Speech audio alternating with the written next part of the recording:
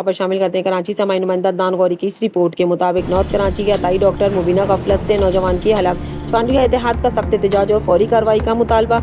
North Karachi के रिहायशी फारूक चांडियो की मुबीना तौर पर एक अताई डॉक्टर की गफलत और लापरवाही के बाइस अलमुनानिक मौत पर पाकिस्तान भर में शदीद गम गुस्सा पाया जाता है। इस वाक़ये पर सीनियर रहनुमा चांडियो इत्तेहाद पाकिस्तान मीर अकबर चांडियो ने सख्त तरीन मजम्मत की है और सिंध पुलिस और हेल्थ केयर कमिश्नर से फौरी और फैसलाकुन कार्रवाई का मुतालबा किया है।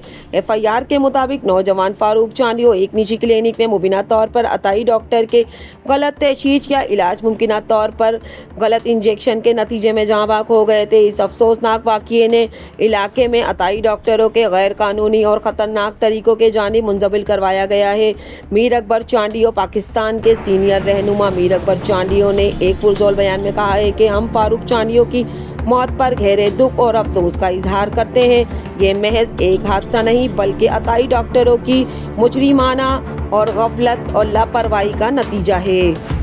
हम सिंध पुलिस और हेल्थ केयर कमिश्नर से पुरजोर मुतालबा करते हैं कि वो इस केस में फौरी और सख्त तरीन कार्रवाइयाँ करे और तमाम मुल्जिमान को जल्द से जल्द कैफी किरदार तक पहुँचाया जाए। इस तरह के वाक़ियात की रोकथाम के लिए हुकूमत को हिदायत दी है कि मुल्क भर में मुहिम चलाई जाए।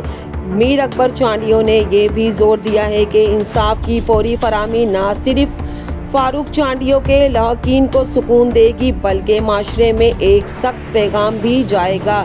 इंसानी ज़िंदगी से खेलने वाले गैर कानूनी डॉक्टरों को किसी सूरत बर्दाश्त नहीं किया जाएगा।